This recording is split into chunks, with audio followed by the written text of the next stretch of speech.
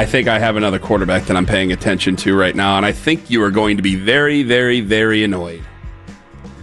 So I told you I have my gaggle of QBs that I'm trying to pay close attention to. I'm glad that people are officially out on Cade Klubnik. I'm proud that I was never in on Cade Klubnik. I saw those top 10 drafts. I think it was, did Ryan have the Browns? Wilson, did he have the Browns taking? I was like, no. I know Lenoris, but weather. Drew, what did you think of Drew Aller? I know you were driving, but I didn't see it. The term "play with or food" has been thrown around a lot. Okay. Because there's a whole lot of conversation about him never having weapons. It's like, well, you went out and you got weapons now. Like, what are you going to do? And I'm waiting. I think the game against Oregon is, whew. I mean, they just ended Mike Gundy's tenure at Oklahoma State. That was the end right there. That was, if there weren't more games left, that's Jerry Faust at Notre Dame in the final game against Miami. That was that bad. Against Oklahoma State. And so I 69-3. 69-3, yeah. And so I'm looking at Oregon going, okay, now you know what? I thought Oregon might be a test. I thought it was going to be like back and forth. Like, no, they're a real deal now. That is going to be the first time I really pay attention and say either I'm in or out on Drew Aller. And then, of course, we'll get to November 1st where people will really be in or out on him because if he plays well, if they play well and they lose, fine. But if they play well and they beat Ohio State, I think we're going to get a lot of fans going, okay, he's local. We want him. That's the reason we want him. Or we want him because he's good, too. There's another quarterback that I'm paying attention to. It is not Fernando Mendoza, who is also a good quarterback. It is not Jalen Daniels. It is not Rocco Becht. I know what you're thinking. But it's not him. Did you see John Mateer on Saturday night? I had it on the radio call, so I had to go back and watch the highlights. But I had the radio call on my way back. Anybody see John Mateer on Saturday night? Is he the Heisman favorite now? I think he might be up to number one. I think he might be up there. And, boy, he stood in there. He is 6'1", about 200 pounds. He's thick in the right spots. Got that little pudding that you want. Little bit of pudding. Threw for what, 270? And I know where he goes to school. And I know who he kind of physically resembles, so I figure I might annoy you. I might annoy Owen more than I annoy you with this. I'm like, yo, boy, I tell you, I kind of like it what I see from this John Mateer fella. And say you go out there and you win 6-7 games this year. I know it's not what people want. But say you go out there and win 6-7 games this year, is it worth it, or is he your secret, or is he not a secret anymore? I mean, good God, if you're a Heisman favorite, then I guess you're not a secret to anybody for crying out loud. But boy, standing there, that's a big boy defense. Yeah, Washington State last year had 800 yards rushing, and he carried the ball 19 times. Now I worry about him carrying the ball 19 times. Oh, and I want to hear your opinion on it, but you don't seem to be too enthusiastic.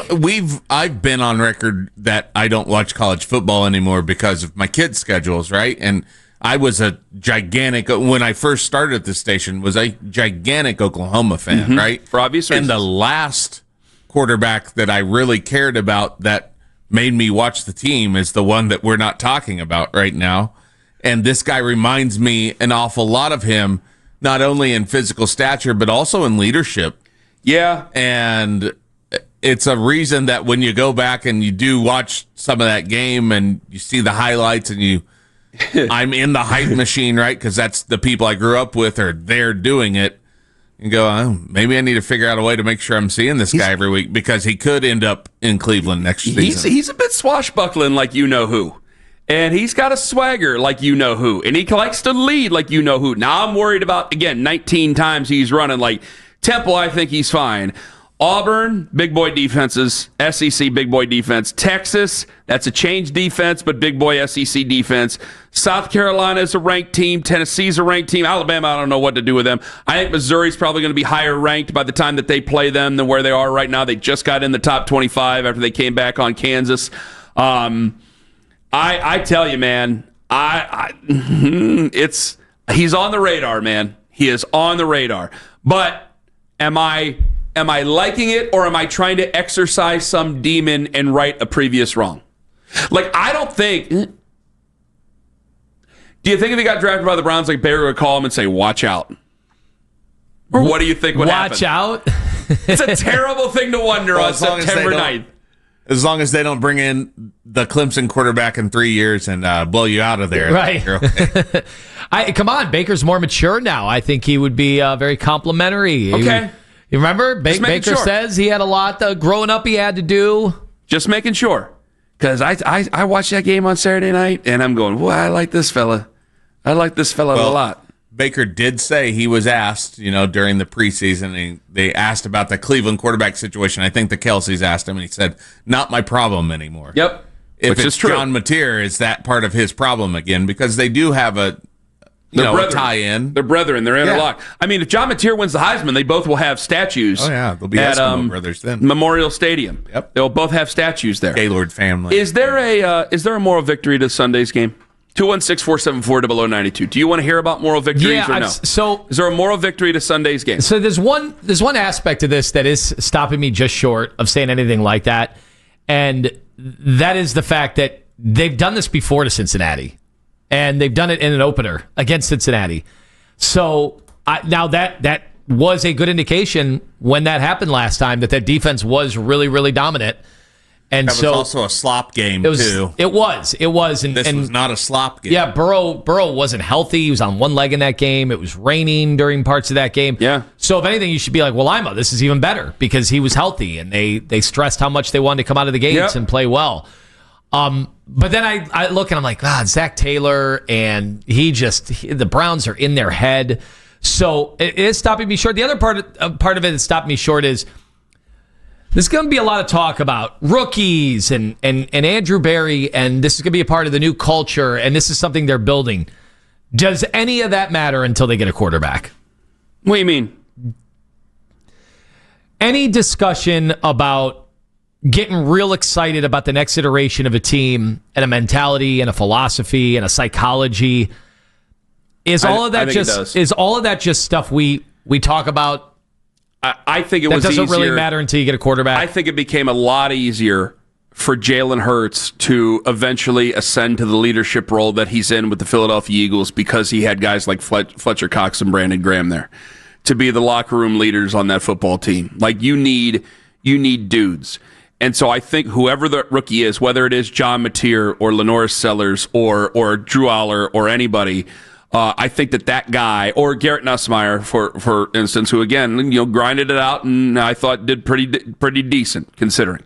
I think it's going to be that much easier if you have younger guys who are going to be veterans, but still younger guys who are like, hey, it ain't like it used to be. I don't give a bleep what it used to be. I don't give a bleep about country clubs. I don't give a bleep about what your family's saying. I don't give a bleep about where you're from.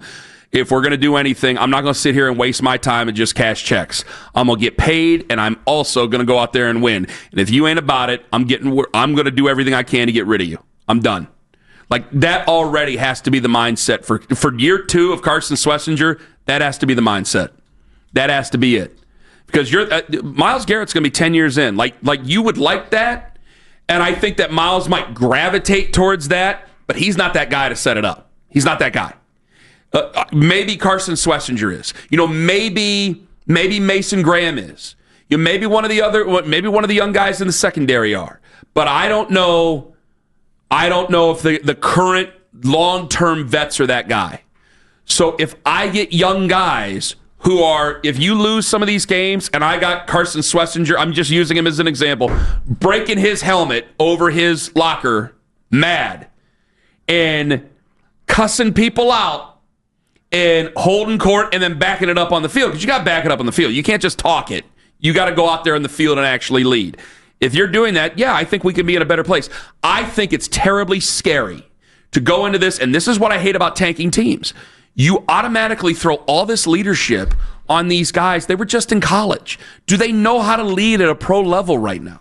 Now, they might be better equipped because of the NIL era, granted, but like, I played for you that halftime speech of Matt Rule, and I said, Matt Rule was destined to be a college football coach. That's college right there. That ain't pro football. Yep, 33-0 in the pros. It ain't like that. That's a college guy. That's the type of culture that you come from. So if you're coming from that type of culture, it might take a minute for it to stick in. And some guys might wonder if you're fake. I think that's what some people are wondering with who I just compared John Mateer to, who we dare not speak of. So it's only easier if my rookie QB I get next year, whoever that might be, or God, if it's Dylan Gabriel or who, it's that much easier if I got guys who are going, you know what, it ain't going to be this way anymore. And I ball out and you ball out, and this has got to change. If we're going to do anything, you want to be legendary, you want to have a career, you want to have a type of career that people look back on, you want to make more money based on your own name, if we want to do business, then it's going to have to be this way if we're going to get anywhere. That's why, as angry as I am and how I don't like that there are people who are calling in satisfied with the results. You should not be satisfied. But yeah, man, I think there is, if we come away with not a lot of wins, but there is some goodness there with these young guys. What, am I saying that the year's a total wash? Well, am I saying any of that? Well, it's so tough. It's so tough because we start to play these things out on paper years later, and I was looking to see how many games that Nick Chubb and Deshaun Watson actually played together, because that's what we fantasized about, right? Yeah. We're going to go get a top 5 quarterback. You know, pair him with Nick Chubb, who may be the best running back in football at the time. Definitely was in the argument. You know how we felt about that in Cleveland. They played 11 games together because of injuries and obviously suspension, and just both guys getting banged up. It's so hard to forecast that, okay, some rookies are playing together well now. Does that mean the culture has changed? It's so early. And then, the other part of that I ask you is, have we changed our win projection for the Browns just based on how they played in the opener? I said before the year 4 or 5 wins. You got up to 8 by the end of the I'm already back down to 6. Okay. All right. You docked them 2 games for that. In a game that Flacco played well and the defense played dominant. It's not their fault. It's the rest of the schedule. Baltimore lost in the worst way possible. Yeah, but the schedule Sunday night. Didn't change. I know the schedule didn't change, but my expectations for the rest of the schedule changed. So, yeah, I'm back down to 6. Wow. No, you know what? Let's split the difference. I'll say 7. But I got to look at the rest of the schedule. But I think there might be moral victories because I hate the, and I'll be terrified if they do it. Part of the reason I hate tanking teams, I think they try. Trevor Lawrence went into a great situation at Clemson. See, that's the difference. These guys, they go and they win a bunch of games in high school because they're the best players on their team. And then they go to college. They don't get picked up by Temple. You go to Clemson, you go to Ohio State, you go to Michigan, you go to the best of the best, you go to previously Alabama. That's where you go. So you go into a culture where there are guys who work out at 2 a.m. and will cuss you out or pull you out of bed if you don't. That's the difference there. Now you're going into a place where, yeah, we've been losing, and now it's all on you. And I don't know if guys know how to accept that or know how to take on that challenge. Trevor Lawrence, all he did was win. All he did was come from great programs. Then you go to the Jaguars. Baker Mayfield, all he did was win. All he did was go to great programs. Oklahoma's a great program. He was self-made in so many ways. Then you have this challenge with the Browns, and it's tough. It's so much tougher. It's made so much tougher. So you need younger guys who are going into year 2 and year 3 to take ownership and stop looking around for it.